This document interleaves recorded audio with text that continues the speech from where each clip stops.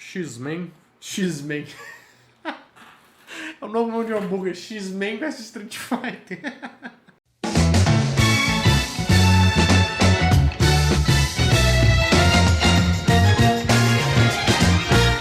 Fala, meus queridos amigos, como estão vocês? Vocês estão bom, né? É o seguinte, gente, todo mundo gosta de uma boa jogatina, né? No celular, no videogame, ou jogos de tabuleiro hoje em dia, né? Eu adoro jogos de tabuleiro, patrocina nós, alguém. Tem vários títulos que você deve gostar, né? E tem alguns jogos aí que você não deve saber, mas você tá ajudando a pirataria. Você sempre jogou alguns jogos e você não sabia que eles eram piratas. Mas sabe o que não é pirateado? A minha conta no Instagram, que agora é verificado. Meu Deus, vá lá no Instagram me seguir, meu filho. @canal NetShow. Você não vai se decepcionar. Tem tanta fotinha nostálgica lá, tem tanta coisa boa, né? Tantas fotos dos passeios que a gente fez, tá? Então vai lá, @canal NetShow, me segue lá também, que você vai receber várias notícias sobre o que está acontecendo no mundo, né? Show! Bom, então pega o seu barco aí, issa suas velas aí, porque nós vamos começar a ver os jogos piratas, né? Então, vambora. Num canal de anos 90, falando sobre jogos, se a gente cita o nome do Ronaldinho, o que você lembra? Com certeza é do Ronaldinho Soccer 97!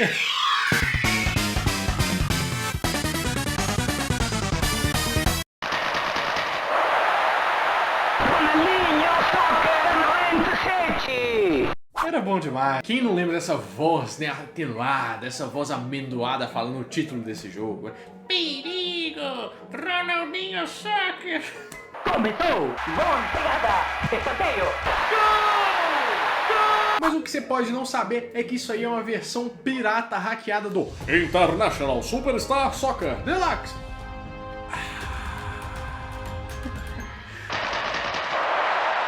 International Superstar Soccer Deluxe.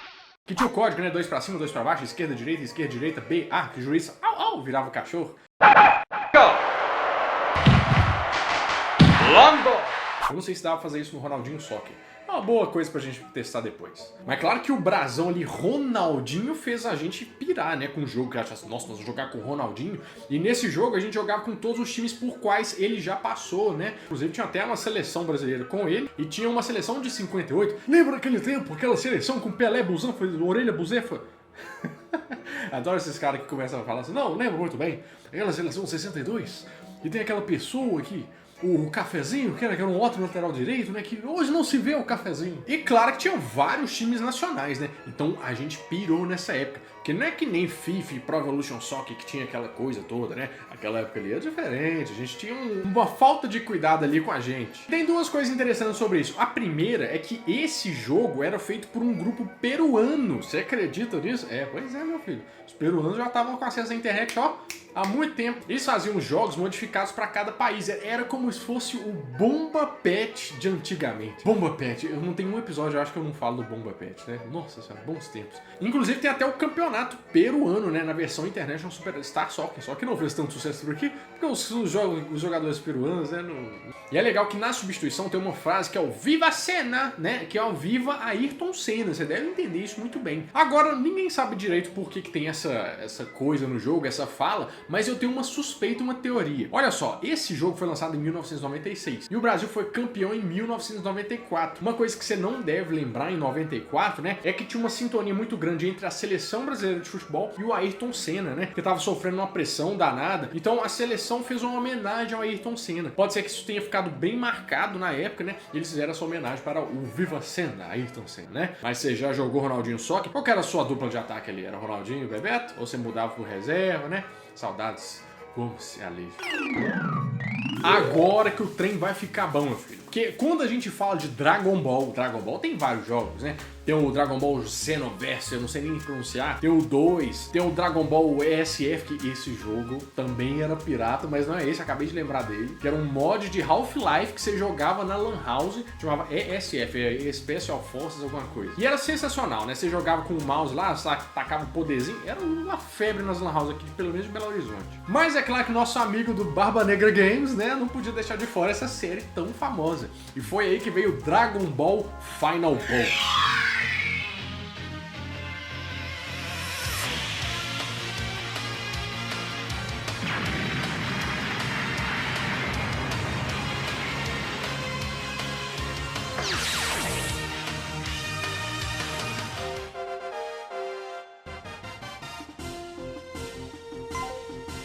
Não só, mas nessa aí não, né? Esse aí, na verdade, não. Esse Final Bolt aí é o de PlayStation 1, que foi lançado pela Bandai, tá tudo certo, era muito bom, um jogo em 3D, né? O Final Bolt que eu tô falando é uma versão de Super Nintendo hackeada que eles fizeram pra esse jogo, você lembra?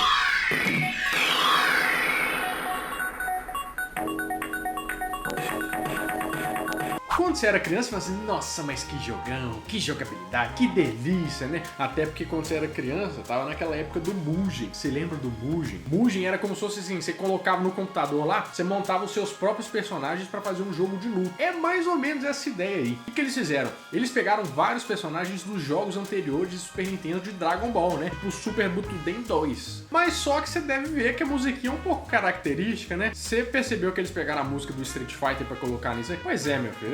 Eram 8 personagens, você podia bater em todo mundo, mas o problema é que os controles não eram tão bons e o delay era grande, viu? Nossa senhora, demorava pra você fazer uma batalha. Mas a estratégia de marketing era a melhor que tinha, que esse mesmo jogo aí tinha umas 20 capas diferentes, né? Você comprava cada cartucho com uma capinha diferente, você nunca sabia se era o mesmo jogo, e por isso, né? Piratinha lá, Barba Negra, né? Tá vendo a Foz do Iguaçu ali. Mas você sabe o grande motivo por trás eles criarem esse jogo? Porque você lembra de algum jogo do Super Nintendo do Dragon Ball que fosse em inglês no mínimo? Porque eu só lembro de jogar em japonês. Foi a primeira vez que eu aprendi a jogar em japonês. Eu fui no Rio de Janeiro, inclusive um abraço pra você, o Andy, né? O Andy, que você, né, pôs o fliperão ali pra gente jogar, tava jogando Dragon Ball, só tinha em japonês, meu filho. Foi ali que eu aprendi o meu Nisei Sansei, não sei. Mas esse era um piratão de Esse aqui agora é do bom, entendeu? Porque é o X-Men vs Street Fighter. Novo hambúrguer. Não parece nem nome de jogo pirata, né? Parece aquele lanchão da esquina. Pensa só que bom seria, né? Os personagens de X-Men lutando contra os personagens do Street Fighter. Então, né? Ver o Blanca ali batendo no Ryu, né? No Wolverine. Ia ser legal.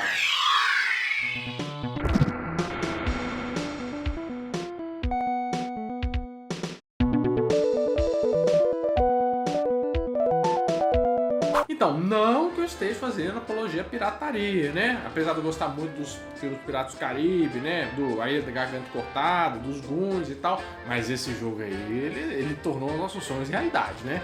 Pelo amor de Deus. Mas você ter um jogo pirata tem suas desvantagens ali, né? Por exemplo, esse era que nem aquele Street Fighter de rodoviário, que você soltava um Hadouken e vinha 5, né? Ou que você começava a andar já soltava poder. Eram uns bugs sinistros. Mas você poder usar, né? Professor Xavier. Você tinha um Professor Xavier? Eu nem lembro se é Professor Xavier. Mas deveria ter, entendeu? Foi um hack muito mal feito. Poderia ter essa coisa aí. Mas é estranho, o pessoal adora esses crossover assim, é tipo Marvel vs Capcom. É legal o jogo? É legal o Marvel vs Capcom, né? Mas eu não consigo entender nada do que tá acontecendo, é tanto poder, vai entrando gente na tela, assim, né? Parece a 25 de março lotada no dia de Natal. É muito triste, eu não consigo acompanhar. Mas você já jogou esse jogo? Você lembra alguma coisa? Põe embaixo nos comentários e vamos lá. Ó, esse número 4 aqui, ele é tão pirata que até no meu roteiro aqui, ó, tá Sonic Red Hot. Gente, o filme do Sonic, todo mundo já sabe, vem aí, deu uma flopadinha no trailer, mas eles se prometeram dar uma arrumada. E é por esse motivo que a gente não podia deixar de falar do jogo mais pirata de todos, né? O que quebrou as barreiras ali do Barba Negra Games, que é o Sonic 4. Você lembra disso?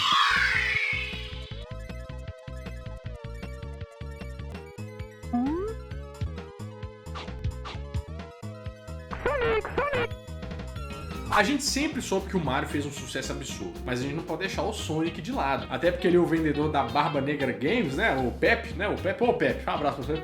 Um abraço. Resolveu ter ideia melhor, assim. Por que a gente não põe o Sonic no console da Nintendo, né? E nasceu o Sonic 4. Para pra pensar, se fosse uma coisa legalizada, qual a chance de isso acontecer, né? Porque nos anos 90 ali, meu filho, era a rixa danada. E você não deve saber, mas o jogo original que foi usado pra fazer esse jogo aí foi o jogo do Ligeirinho, né? É o Speed González e los Gatos Bandidos. Em espanhol.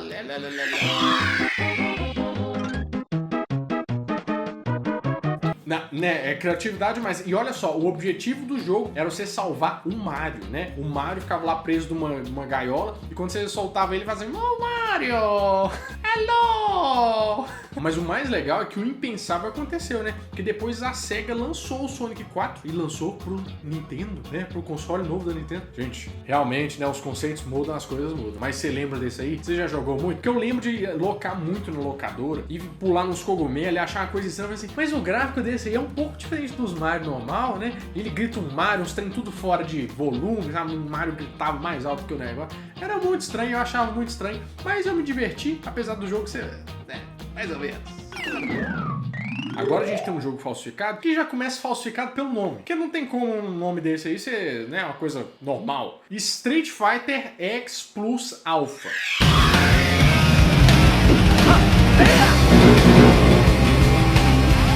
Street Fighter EX Plus Alpha.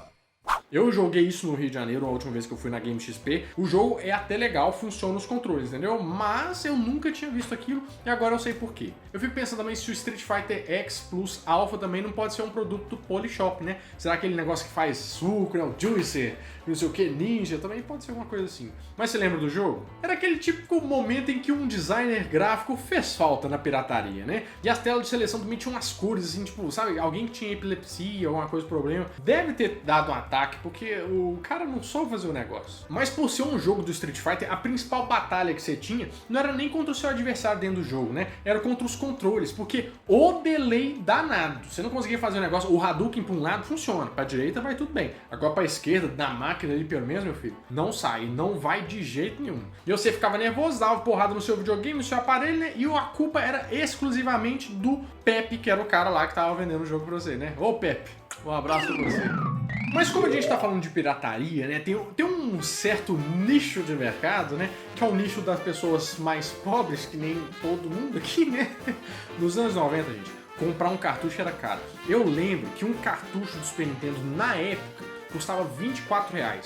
Sendo que eu lembro que o salário mínimo nessa época era R$136, você vê um pouco aí, né, do que acontece. Mais ou menos a relação que a gente tem hoje com um jogo novo custa mais ou menos R$250. Então era bastante coisa. Aí a sua mãe comprava um videogame pra você, né? Mas o problema é que tinha que alimentar isso com alguma coisa. O cartucho sendo muito caro e ela logo olhava para o Pepe assim: Pepe, mas você tem uns cartuchos aí que tem 7 jogos em um. Tem um cartucho que tem 10 jogos em um, 11 em um, né? Você pegava o cartucho assim, ó, ele era mais leve do que sua carteira depois de pagar as contas, né? Era bem levinho assim. E todo mundo já teve um cartucho desses 7 em 1, 8 em 1 e tudo mais. Que nem eu te falei, isso era muito comum porque as mães queriam economizar, né? Já haviam vários cartuchos. Mas o problema é que os saves desse cartucho não davam tão certo assim. Você jogava uma coisa, mas ele tinha um problema pra salvar determinado jogo, né? Tinha cartucho que vinha com Top Gear, tinha cartucho que vinha com Copper Fighter, né? Que é aquele jogo de navinha, de helicóptero que vinha. Esses são bem clássicos, vale a gente lembrar. Até o Pateta e Max eu já vi dentro desse. Esse Pateta e Max era bom demais. Era um jogo do Super Nintendo que você tinha que ir com seu amiguinho. Dava uma briga danada, mas sempre vinha nesse 7 em 1 também. Ou até Bomberman. No Super Nintendo cansava de ver Bomberman nesses jogos por aí. Era muito bom. Só que eu tava dando uma olhada e eu vi que esses cartuchos até hoje fazem sucesso. Por quê? Tem algumas versões modificadas que tem uns cartuchos mais acrílico, né? Ele é transparente, tem uma cor diferente. Mas tem um cartucho chinês que tá fazendo muito sucesso no mercado agora, que é o 102 em 1. E esses jogos realmente funcionam, né? Ele vem com cartucho normal, com um chip dentro e funciona. Mas por que eu queria te falar isso? Eu queria te falar pra você saber diferenciar um cartucho pirata, ou pelo menos um pouco diferenciar, né, do cartucho original. Porque vai que você tem uns cartuchos aí que você tá achando que é tudo original e eles, né, Pepe, vamos lá. A primeira coisa que você tem que olhar é o parafuso do cartucho. Que eu não sei se você sabe, mas a Nintendo tem uma marca certa pra fazer um desenho certo pra fazer aquele parafuso, né, que tem uma chave específica que abre. Então se você supostamente conseguir abrir o seu cartucho, ele já é pirata. Porque você tem que ter uma chave especial pra isso, né. Normalmente os piratas não tem parafuso ou tem um parafuso completamente diferente do que você tá vendo na imagem aí. Outra coisa é que, sabe aquelas linhas do cartucho do lado assim, ó? As do cartucho original são muito mais finas e do cartucho pirata o vão é bem maior. Outra coisa que você pode ver ver também é atrás da sua fita do Super Nintendo. Se tiver ali, ó, a marca em relevo Nintendo, tem grandes chances dele ser original. Se não tiver nada ou tiver escrito Pepe Legal, né, ele é o pirata, veio dos Piratas do Caribe. E logo acima dessa marca aí tem vamos dizer, a etiqueta traseira do cartucho, né? Se ela for colada igual aquele papel de bala, é pirata. Se ela for, né, já vier junto com o negócio ali, ela vier forjada pelos deuses, é bem provável que o seu cartucho seja original, né? E fora também o peso. Tem outras coisas que você pode olhar, abrir ele, ver o chipset dele, que eu falo que o chipset é o chip que fica dentro, né? Você abre o cartucho e tem a plaquinha, lá você consegue ver se ele é original ou não. Mas fica aí a dica pra você ver se a sua coleção ela vale alguma coisa ou só vale pela nostalgia e pela diversão, né? Mas tem muito jogo pirata aí que a gente não falou. E se você souber de algum, lembrar de algum, complete a nossa coleção aqui de jogos colocando nos comentários, tá? Combinado? E não esquece de deixar o like aí, porque fortalece a situação. Beleza? Bom, amigo, é isso. Eu espero que você tenha gostado muito desse vídeo. Se você gostou, não esquece de deixar o like, que é importante. Eu sei que você não serve pra nada, mas pra mim é muito importante pra continuar o canal e chegar a 2 milhões de inscritos. E tem mais vídeo aí, tá? Não esquece de acompanhar o canal. Bom, eu vou ficando por aqui, mas a qualquer momento eu volto com mais um vídeo quentinho, fresquinho, crocante pra vocês. Então, adeus!